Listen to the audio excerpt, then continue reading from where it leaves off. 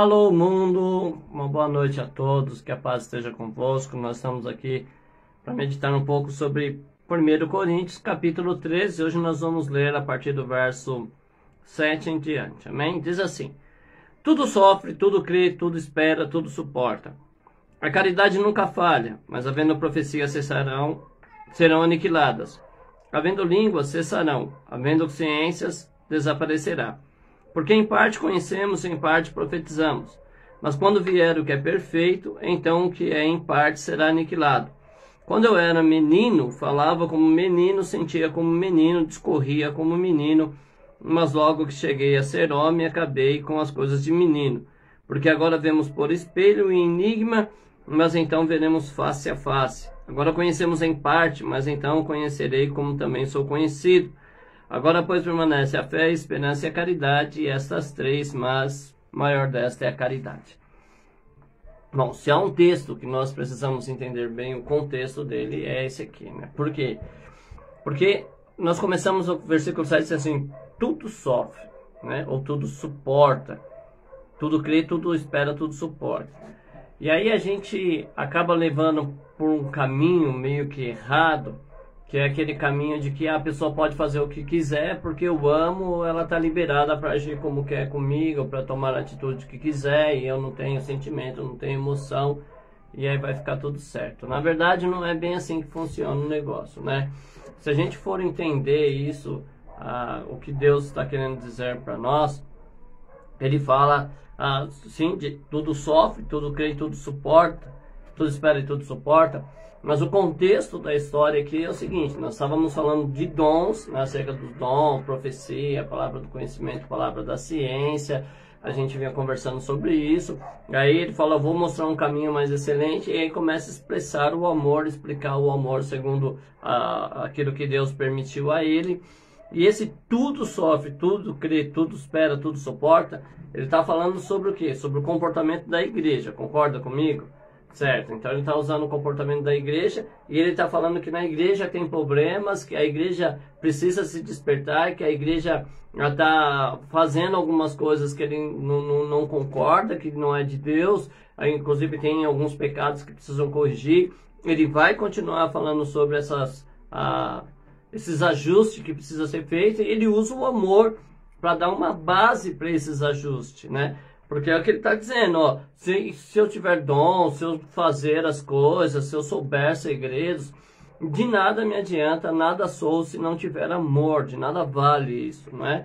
Então, não adianta eu querer consertar a igreja se não for pelo amor, né? A gente vê muitas vezes as pessoas que querem, segundo eles, né, corrigir a igreja, receber um cajado de Deus. Graças a Deus isso tem acabado um pouco, mas ainda existe um pouco dessa crendice, né? Que aí pega o cajado e quer bater em todo mundo, maltratar todo mundo. Ou a pessoa é ungida, tem um cargo lá e acha que pode falar com as pessoas como querem, agir com as pessoas como eles bem entendem. E aí Paulo vai colocar o amor como base para que essas coisas não aconteçam, né? A gente não tem o direito de mudar. E sem amor a gente não vai conseguir mudar o evangelho, não vai conseguir mudar a igreja. E ele vai dizer assim: tudo sofre. Por quê? Tem algumas coisas acontecendo dentro da igreja que não é boa. Tem algumas situações que não são bíblicas, não é o que Deus quer. Porém, eu não posso lançar as pessoas fora da igreja, não é? No modo geral, depois a gente vai falar um pouco sobre isso também. Mas, por via de regra, eu não tenho autoridade para lançar ninguém fora da igreja. Eu tenho ali para apacentar as ovelhas, para guiá-las, conduzi-las através de um ensinamento correto da palavra de Deus, mas para expulsar, não.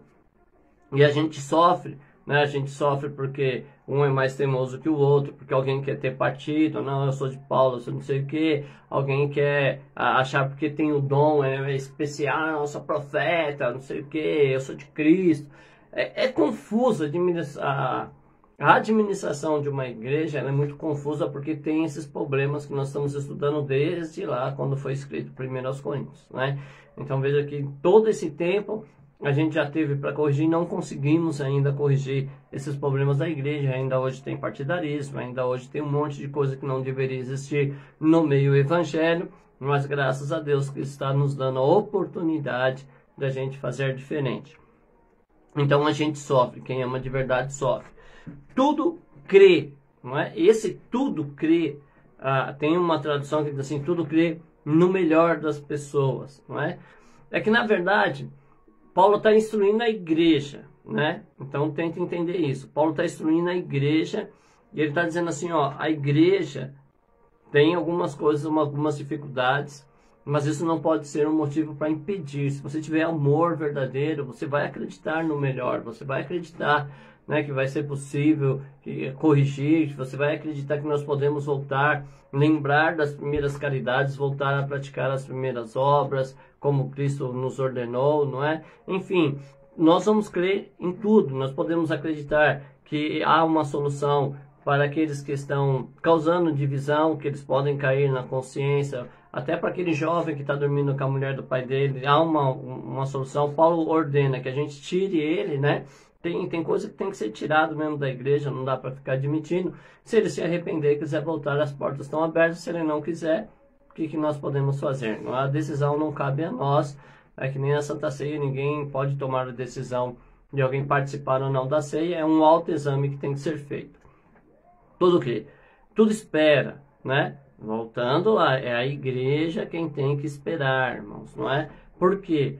Porque tem gente que acha que a gente vai para a igreja, e eu já vi muitos irmãos pregando isso, com 3 meses eu era assim, com 2 meses eu era assado, tomei uma decisão na hora, eu aceitei Jesus, glória a Deus por sua vida, eu não vou falar que isso é mentiroso não, mas existem processos, irmãos, tem pessoas que para serem libertos levam tempo, né? E eu vou aí falar com você sobre meu amigo Pedro, né? O apóstolo Pedro, ele anda com Jesus por um período de quase 3 anos, irmãos, né? Ele está ali caminhando com Jesus, ele tem umas experiências que só ele, né? E Tiago e João conseguem ter, porque Jesus estava ali tentando ver se acalmava o ânimo deles, que eles eram muito agitados, e Pedro tem 3 anos, e só vai se arrepender quando ele chora amargamente lá na crucificação, né? Quando, no processo da crucificação, que Jesus é preso e tal. Nesse processo, ele nega Jesus, chora amargamente, então ele se converte verdadeiramente, é liberto de toda a sua arrogância, de toda a sua soberba, aquele Pedro que deixa que eu falo, eu sei de tudo, e eu sou mais do que todo mundo, né? Amo mais do que todos. Esse Pedro, ele agora consegue compreender que ele tem suas limitações também, muda.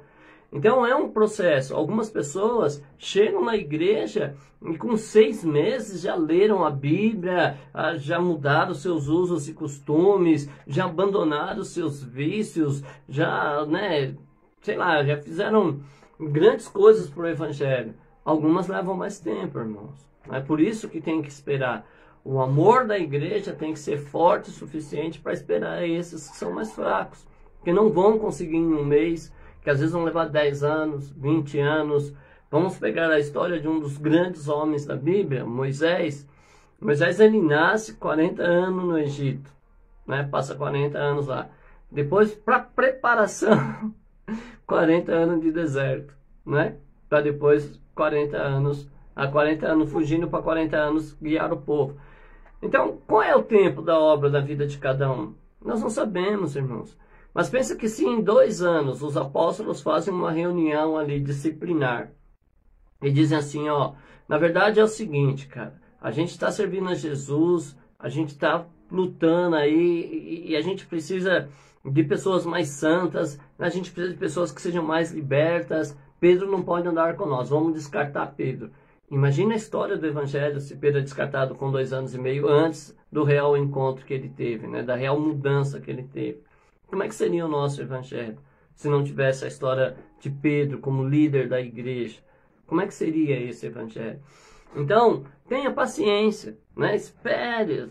Se a pessoa está indo, se ela está se esforçando, é claro que daqui a pouco nós vamos ver o outro lado da moeda, mas se você percebe que a fraqueza não é um comodismo, né? É porque realmente existem pessoas que têm fraqueza.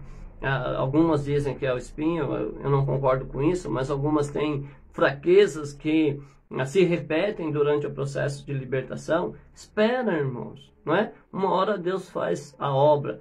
Deixa eu contar uma coisa para você. Quando eu não era evangelho, eu achava que nunca seria. Por que que eu achava que eu nunca seria? Primeiro porque eu nunca tive religião, né? Eu me autodenominava católico, mas eu ia na igreja católica nas quermesses, né? Que são as festas da igreja católica perto do mês de junho ali. Eu ia na igreja em casamento, batismo, né? Batizado. E se tivesse alguma celebração, fui muito missa de 7º dia, porque perdi muitos amigos na minha caminhada. Então, o que que acontece? Eu não poderia me afirmar que era um religioso dessa religião. E eu olhava para mim e eu não acreditava que eu poderia mudar. Por ser assim cético, né? Por ser, não vou dizer ateu, eu tinha uma brincadeira que eu dizia que uma entidade do Candomblé, da Umbanda, eu não sei direito, né? Mas Iemanjá, não sei, eu não entendo muito dessa religião, mas eu dizia que ela era minha noiva por conta de gostar de nadar muito, né?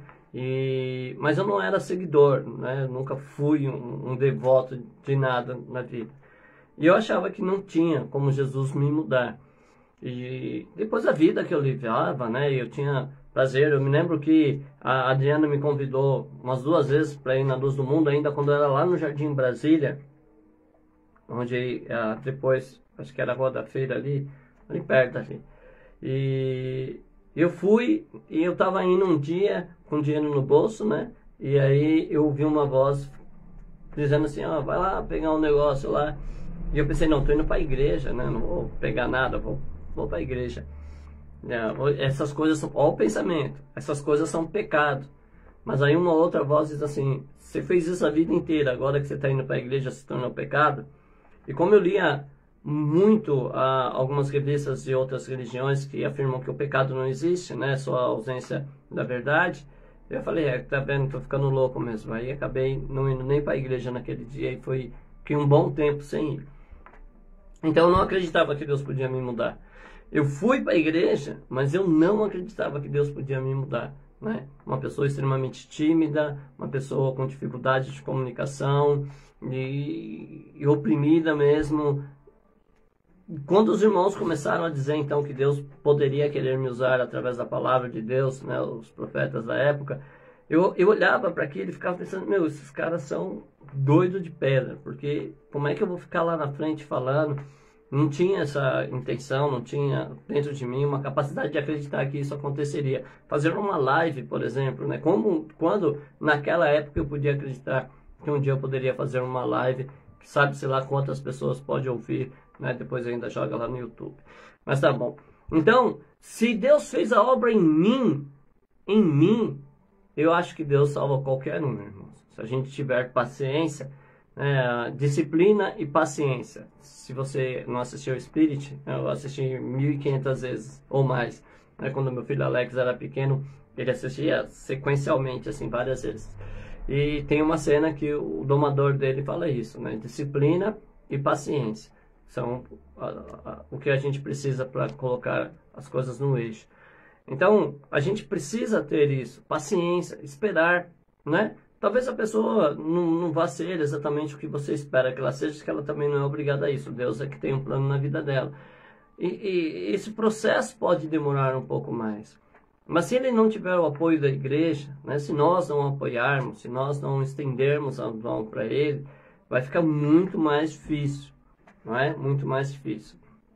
E por fim, que é onde eu quero me deter um pouco mais, é o tudo suporta, né? Esse tudo suporta é uma coisa que às vezes as pessoas também compreendem meio que errado, né? Então, o amor tudo suporta, eu faço o que quero e tá tudo feito. Se a pessoa me ama, ela tem que aceitar. Primeiro que não é bem assim, não é? Vamos olhar para o amor de Deus. Deus, é claro, está infinitamente mais alto, mais elevado do que nós, mas Deus, ele aceita tudo que você faz? Não. Ele te ama, isso sabe, não tem discussão. Ele te ama, isso é fato. Eu ainda não sou cristão, não tem problema. Deus te ama. Deus amou o mundo. Deus ama o mundo. Cada um de nós, cada ser sobre a face da terra, Deus ama. Certo? Isso é sem questão. Já é um fato e isso não precisa ser discutido. Agora, pro relacionamento com Deus, certo? Olha que é diferente. Ter um relacionamento com Deus ou não impede ele de nos amar. Mas para ter um relacionamento com Ele, existem regras. Ah, mas eu vi até agora um rapaz dizendo assim, que a condição da salvação é crer no Senhor Jesus Cristo. Mas João, lá no finalzinho da Bíblia, diz assim, aquele que diz que crê em Jesus e não guarda os mandamentos, é mentiroso. Peraí, mas então não é só falar alto que eu creio em Jesus, tem que ter um comportamento diferente, tem que ter um comportamento diferente, não é? Porque a salvação vem pela graça, positivo, vem pela graça, mas a graça me leva a querer ser diferente. A graça, ela me empurra para viver uma vida santa, não é? Toda pessoa que é agraciada vive de uma forma santa. Se você não consegue ter isso na sua vida, é porque você ainda não provou da graça. E o problema não é os mandamentos, o problema não é a lei, o problema é que você está sem graça, né? E aí eu gosto até de uma definição de um pastor muito amigo meu, que ele diz o seguinte: quem está sem graça é um desgraçado. Faz sentido, não faz? Então faz. Então, existem regras. Quando Paulo, lá atrás, nos outros capítulos, fala assim, ó, a pessoa está tendo essa conduta e vocês ainda permite que eles fiquem na igreja, veja que não está dizendo em suportar isso, né? Porque por Paulo ele já teria sido lançado fora. A igreja já teria tido coragem de colocar para fora uma pessoa com uma conduta assim. Então, se tudo suporta, está relacionado a quê? As pessoas, né, que a gente percebe que querem mudar, não é? Que não tem o prazer nas suas fraquezas, irmãos. Porque existe uma diferença, né? Existe uma diferença, por exemplo, de eu ser um pecador, né? E estar subjugado ao pecado pela minha natureza pecaminosa, e todos nós a temos, não é porque eu sou crente, batizado, ungido, consagrado, que eu vou estar livre de ter a inclinação pecaminosa dentro de mim. Isso não existe, é uma ilusão que ninguém pode ter. Então, o que acontece? Há uma diferença entre eu ser um escravo e eu ser um praticante do pecado deliberadamente. Ou seja, eu peco porque eu tenho prazer, né? A Bíblia diz que alguns se alegram de ser chamado mestre do mal. É o cara que mente, engana, trapaceia e ainda se vangloria. Ó, eu sou assim, ó, comigo não tem essa não, sétimo pesado, não sei o quê. Às vezes dentro da igreja a gente vê isso, né, irmãos? Então, tem uma diferença.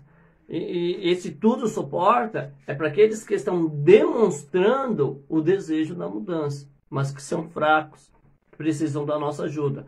Agora, os bandalheiros, aqueles que voluntariamente se entregam, né, para que a vida continue do jeito que está, praticando toda sorte de impudícia, aí não, esses a gente tem que realmente dizer, ó, fica para cá, você não pode andar conosco, nós não estamos fazendo uma acepção de você, né? Nós não estamos te tratando de um modo diferente, é que nós temos uma regra, e para andar conosco tem que ter esse tipo de conduta.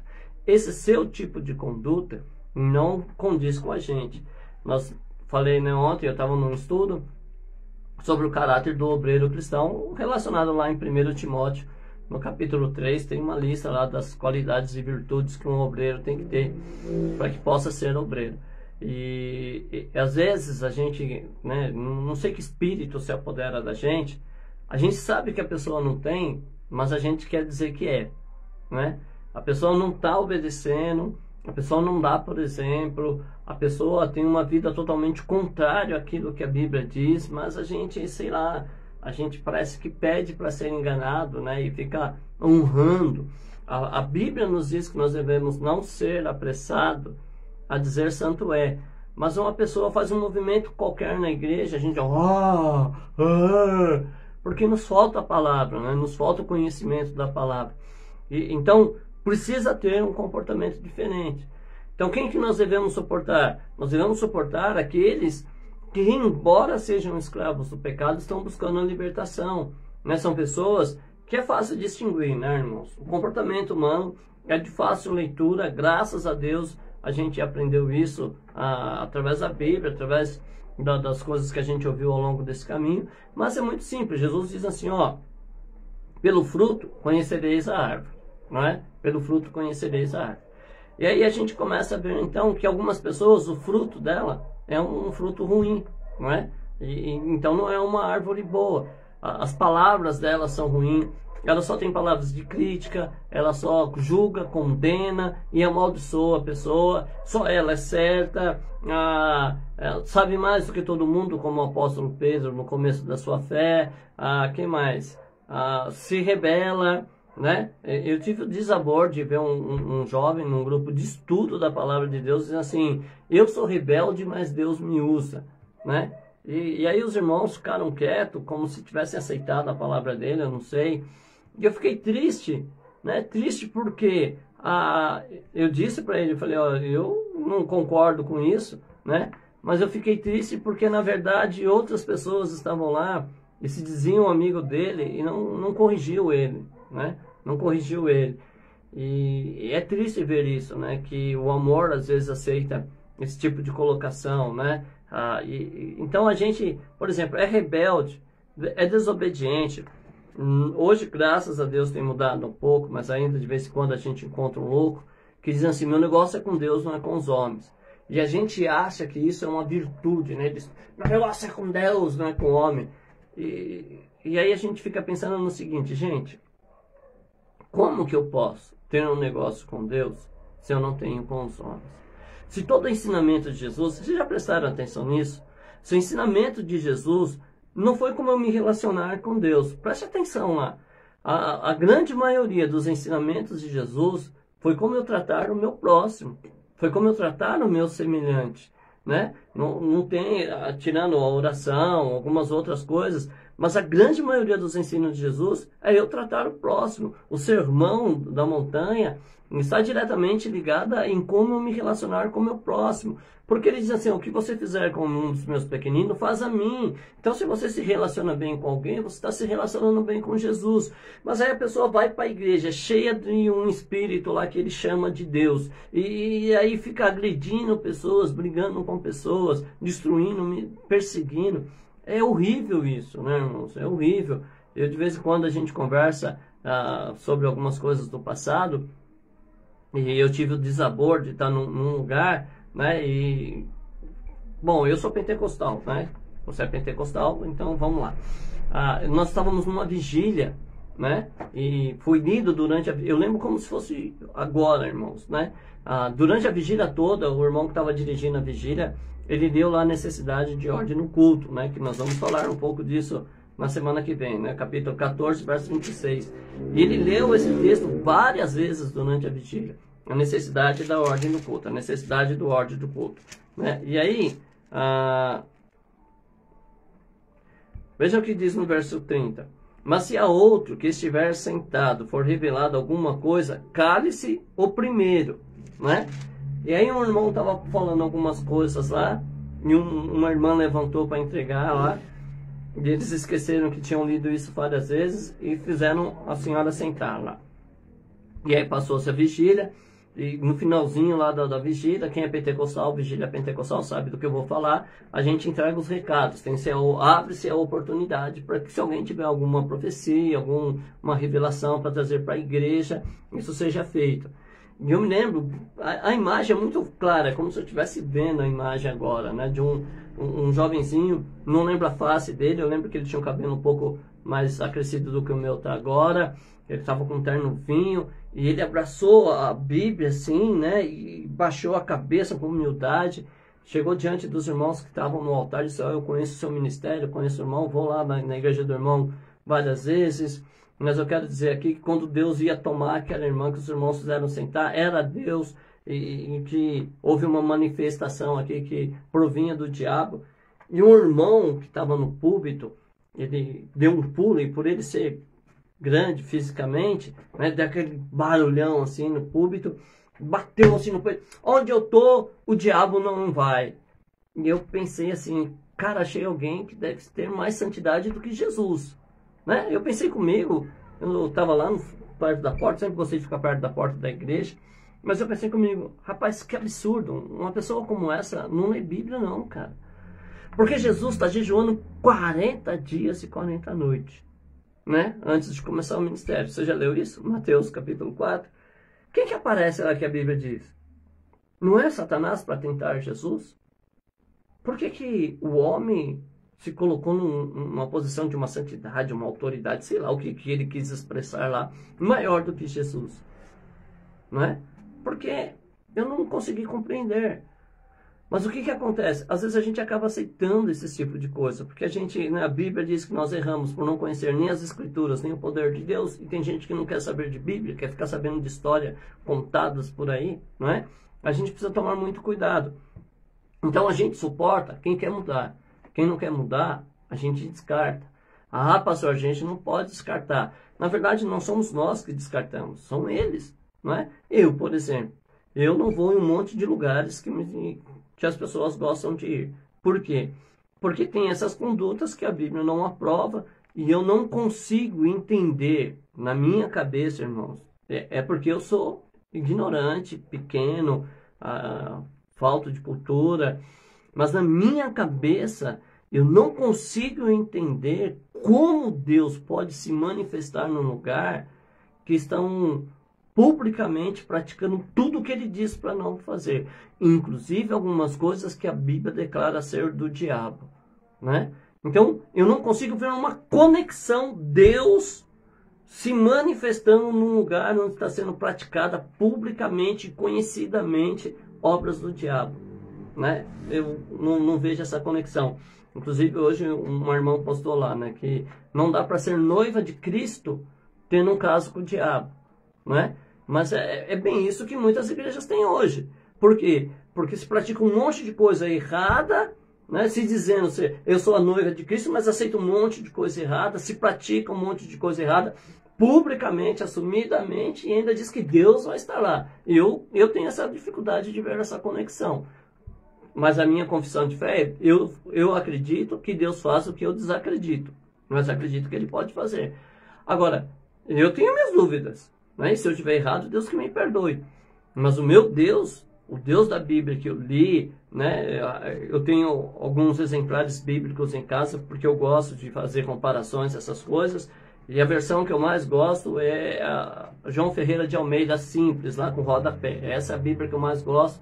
Quanto mais antiga para mim, melhor, né? Eu tenho algumas lá dos anos 90, eu tinha umas antigas, tinha uma de 200 anos atrás, mas eu emprestei para uma pessoa e ela acabou dando fim, né? Eu gosto desses textos mais antigos, né? Eu gosto de estudar por elas, gosto de refletir por elas.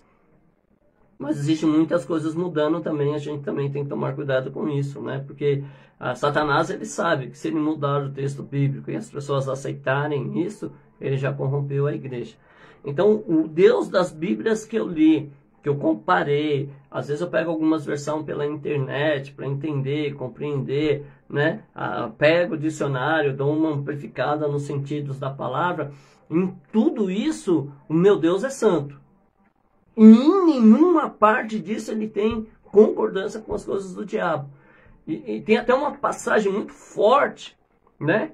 Que Jesus grita e diz o seguinte: Deus meu, por que me desamparaste? Por que ele se sentiu desamparado? Porque o meu pecado estava sobre ele naquela cruz, não é? Ele morreu por causa do meu pecado. Então ele tinha que carregar o meu pecado. E quando o meu pecado está sobre ele, ele se sentiu desamparado. Como se Deus não estivesse olhando para ele. Por quê? Porque Deus não tem esse vínculo com o pecado. Mas se Deus não teve vínculo nem com o unigênito dele antes de morrer, ia ter com essas pessoas agora, que sabem que estão errando, que sabem que estão praticando injustiça, que sabem que estão mentindo, que sabem que estão enganando. Eu não consigo acreditar, irmãos, me perdoe, não é? Não estou atirando em ninguém, ok? Não é indireta para ninguém, é o que a Bíblia me ensina. E todo mundo que me conhece sabe que eu penso assim, não é? Não vou em alguns lugares por conta disso. Não sou melhor, não. Eu sou um pecador em fase de libertação, procurando acertar minha vida com Deus. Mas se eu sei que a condição é essa, eu não vou. Então a gente tem que ajudar esses fracos, tem que excluir os outros? Não, eles se excluem sozinhos.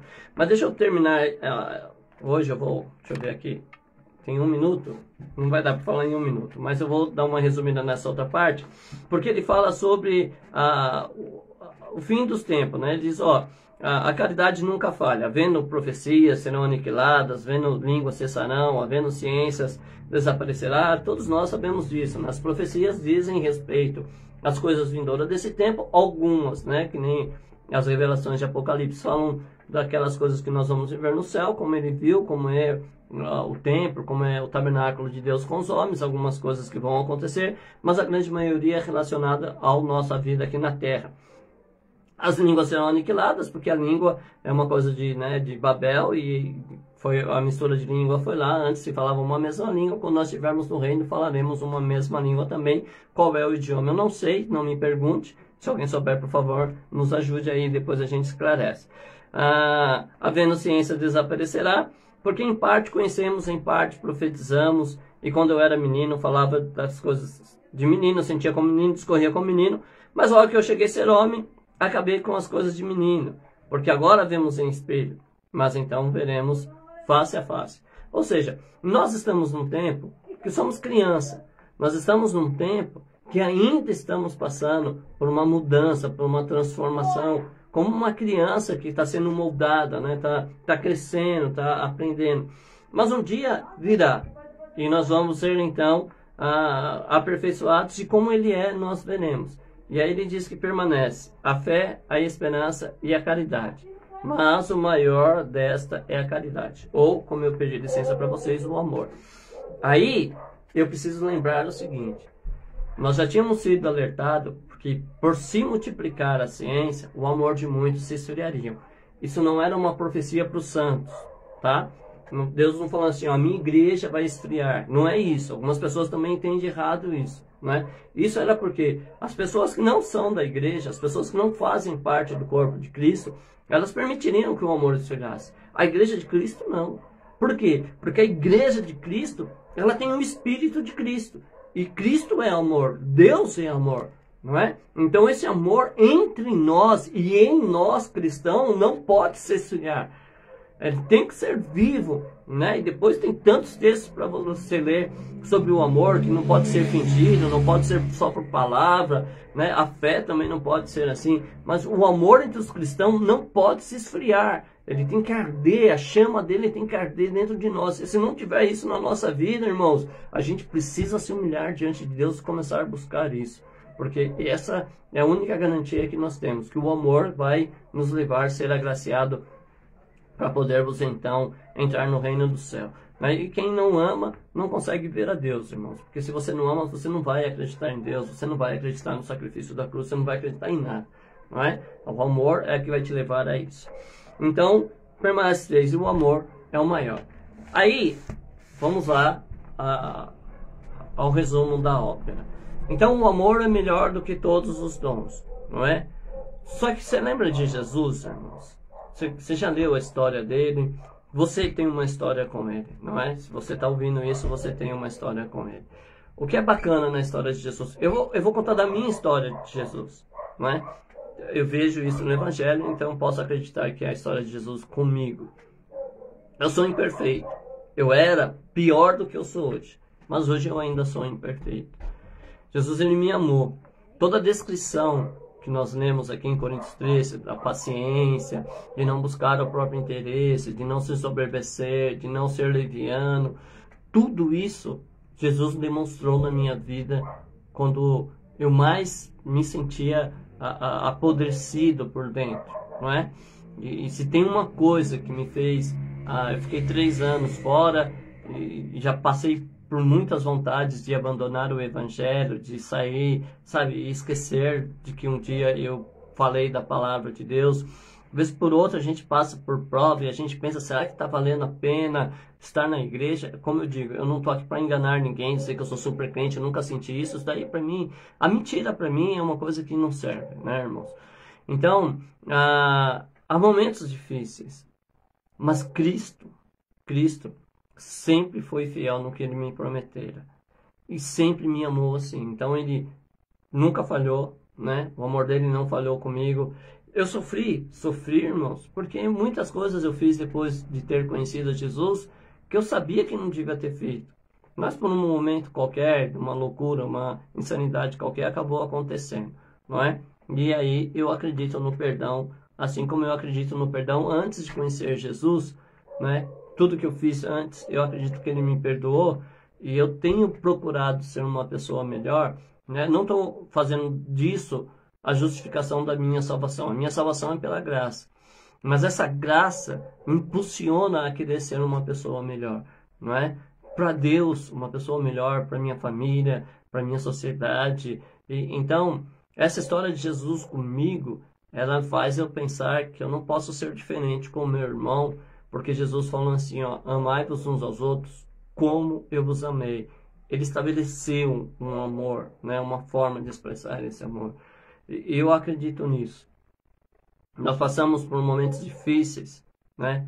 Guerra na Europa, Rússia com a Croácia, os desastres naturais que têm gerado muita dor no Brasil, né? Começando pela Bahia, depois Minas, São Paulo, agora Rio de Janeiro, e, enfim, né? Muita gente necessitada. Mas na verdade a gente sempre teve os pobres, como foi dito, né? A gente tem os moradores de rua, a gente tem uma Cracolândia em São Paulo, né? Um lugar que mais parece um filme de zumbi, né? Quando você vai lá. E lá tem pastores, lá tem missionários, médicos, advogados, pessoas que já fizeram um bem para a humanidade e que estão lá escravas, mas também são nossos irmãos. Nós precisamos lembrar deles, não só em oração, irmãos, né? É muito bom orar, nos faz se sentir bem, mas se alguém não for lá, irmãos, se nós não chegarmos até eles, vai ser difícil. Eu vou confessar uma coisa para vocês aqui. Eu falo da Cracolândia, eu já fiz algum trabalho em algumas áreas de prostituição, de uso de droga. Eu abandonei isso por conta de uma palavra de Tiago. No livro de Tiago diz que se um irmão me comunicar a sua necessidade e eu não suprir essa necessidade, é vão eu dizer vá em paz, que Deus vai fazer alguma coisa, né? Eu não posso fazer isso. E o que estava acontecendo? Eu estava indo para esses lugares, né, trabalhando com dependentes químicos, e aí a necessidade de tirar eles das ruas para um tratamento. É o que eu disse, tem pessoas que ouvem a palavra e são libertas. Deus me libertou, não tenho vontade nenhuma de voltar para esse caminho, né? E a gente vê. Só que eles pediam, ô pastor, me tira daqui. E aí a gente sabe que tem casas que tem vagas sociais, mas é muito difícil conseguir, irmãos. Tá? É muito difícil você conseguir vaga social. E eu agradeço aos irmãos que têm essa obra e que têm nas suas casas a vaga social. Eu agradeço às igrejas que sustentam isso, né? Nós temos a Cristolândia no centro de São Paulo, nós temos a Missão Sena, né? E são que eu conheço, assim, né, irmãos? Não conheço todos os trabalhos que tem, mas a Missão Sena já nos ajudou bastante. Eu tive uma necessidade familiar, eu tive amigos que precisaram e as portas estiveram abertas. Eu glorifico a Deus por isso. Mas é muito difícil. Então eu deixei de fazer esse tipo de obra por conta dessa necessidade. Quando eu li essa palavra em Tiago, eu me encontrei no mesmo dia que eu li, eu me encontrei com um morador de rua na porta da Catedral da Sé. E ele me disse, muito triste, pastor, se eu não sair daqui, eu não consigo mudar. Me leva para algum lugar. E eu não tinha um lugar para levar ele, né? Eu não tenho condição de pagar uma casa de recuperação, um tratamento, né? Talvez se tivesse, eu faria, né? Não vou dizer que sim, porque eu não tenho e eu não consigo ficar taxando qual seria a minha atitude numa situação que eu não vivi, né? Eu acho que isso também é uma coisa que vai depender muito. Mas eu espero, se um dia Deus me der condição, eu poder ajudar, eu poder estender as mãos, né? Para que as pessoas possam ser livres disso. Então, a gente precisa se unir, irmãos. Às vezes você não tem um chamado evangelístico, às vezes você não tem um chamado missionário, mas você tem condições financeiras, né? Você tem posses que você pode investir nessa área, que você pode doar. Não é doar para mim, irmãos. Não estou pedindo para mim, não. De repente você é membro de uma igreja, essa igreja tem um corpo de obreiro e vocês podem se unir para fazer essa obra. Não estou pedindo para mim, não entenda isso, pelo amor de Deus, não me entendam mal, não é? Mas você pode se reunir com alguém, você tem um terreno em um lugar que você não usa, só está pagando os impostos lá. Deus está te abençoando, glória a Deus por isso, irmãos. Mas de repente você pode colocar isso para o reino de Deus, não é? Para ajudar essas pessoas lá. E tem tantas outras obras, né? Eu quero aproveitar aqui, eu vi que a nossa irmã Jeane está presente. A irmã Jeane tem um projeto lindo lá com crianças De repente você também pode ajudar alguns projetos que já existem, né? Toda obra necessita, irmãos, toda obra, né? Nós temos aqui no Jardim Alegria o time Alegria Real, né? Que a irmã Ana cria os meninos aí através do futebol, mas enfim, tem tantos outros projetos bonitos, né? A Missão Sena, se você não conhece, ela fica, eu não sei o endereço direito, depois eu vou postar, mas fica ali bem perto da Cracolândia mesmo, né? A central deles, tem um sítio em Juquitiba, tem uma pastora da Batista que ela tem bem no prédio do Bom Prato, ali na Cracolândia, em cima ela tem uns apartamentos que ela recolhe os moradores de rua e depois leva, faz a triagem ali, leva para o sítio. É uma obra bacana também, né? Então, invista nesse povo, não é? Às vezes você pode... eu vejo muitos irmãos fazendo propaganda que Deus está levando para restaurante chique, que está comendo do bom e do melhor, vestindo do bom e do melhor. E eu não quero tirar esse seu prazer. Se você depende disso para ser feliz, seja feliz assim, meu irmão, não é? Tem muitos irmãos que não precisam e nós rendemos graças a Deus por isso. E a questão não é essa. A questão é que você pode ajudar, não é? Invista em missão. Tem igrejas que têm ofertas especiais para missão. Invista nisso, né? Seu ministério não tem. Então, quem sabe você pode levantar no seu ministério aí. E missão não é África, não é Croácia, né? Missão é seu vizinho que está aí perto de você, que às vezes não tem, né? Com esse negócio de pandemia, tanta gente perdeu o emprego. E às vezes a gente não consegue abrir os olhos, não consegue se compadecer, né? É difícil. Se a gente não se unir, a gente vai ficar numa situação ruim. Eu vou dizer, não com vergonha, né? Mas acho que é vergonha. Mas eu vi uma outra religião, que fica aqui perto da minha casa, eles estão enviando caminhões de suprimento, de água, alimentação, roupa, para os lugares necessitados. Aí a gente critica. Aí a gente fala que a gente é mais certo do que eles. Mas eles estão fazendo o nosso dever. Era nós que deveríamos fazer isso. A igreja evangélica, a igreja cristã. Era nós. É nós que devemos pensar em ter projetos com crianças, né? Estou até devendo uma visita lá, mas Deus vai preparar, depois eu te explico por quê. A gente precisa cuidar das crianças, que são a base de tudo, né? Dos nossos adolescentes, dos nossos jovens, seja no esporte, seja na cultura, seja com coisas profissionalizantes. As igrejas precisam acordar para isso, irmãos, não é? Nós temos essas necessidades de zelar, de proteger os nossos membros, né? Abrigo para os nossos anciões que tanto cooperam com a gente, aí ficam velhinhos, às vezes sofrem na mão da família, porque não tem uma preparo. Não é que a família é ruim, viu, irmãos? Não estou falando isso. Mas mesmo uma família boa, às vezes não tem um preparo. Às vezes esse idoso precisa de uma atenção e as pessoas precisam trabalhar. Puxa, a gente pode construir isso, irmãos. A gente parar de brigar, se a gente parar, sabe, com essa divisão que Paulo tanto combate em Coríntios, se a gente parar de defender placa ministerial e se unir para o Evangelho de Cristo, irmãos, a gente consegue, irmãos. A gente consegue de verdade. E eu acredito, irmãos, eu acredito que ainda existe aqueles remanescentes, que ainda existe aqueles que Jesus, né, que Deus usou lá para falar para o profeta Elias, assim, eu tenho um número guardado daqueles que não se prostram. E eu acredito nisso, irmãos, né? Essas lives que eu venho fazendo, não é para, como é que eu posso dizer assim, não é para reconhecimento pessoal. Eu gosto de falar da palavra, né? É um caminho que eu acho que Deus preparou. Mas é para buscar essa união, irmãos. É para incentivar as pessoas a se unirem de verdade. Sabe, a gente vê as pessoas criticando, a gente vê crente boicotando. Seu irmão, eu vou dizer até, aconteceu comigo, o irmão soube que eu ia receber um salário e disse para o pastor, eu vou parar de dar dízimos, pagar o salário para ele. Olha, né, graças a Deus, Deus libertou ele, nós somos amigos hoje, graças a Deus, ele confessou isso para mim, né? Mas olha que sentimento, a gente em vez de se alegrar porque alguém vai ter condição de fazer a obra melhor, a gente se entristece, a gente boicota, sabe? A gente tá preso às coisinhas que são perecíveis dessa vida e estamos esquecendo o principal, irmãos, que é o amor ao próximo, não é? E Jesus, ele nos amou. Ele estava lá na glória, irmãos. Quando ele nos amou, ele estava lá com o Pai. Ele criou todas as coisas. Tudo foi feito através dele. Sem Ele, nada do que existe se criou. Mas para que nós tivéssemos a certeza desse amor, Ele se despiu disso. Ele veio até nós. O pecador muitas vezes não vai chegar na igreja, irmãos.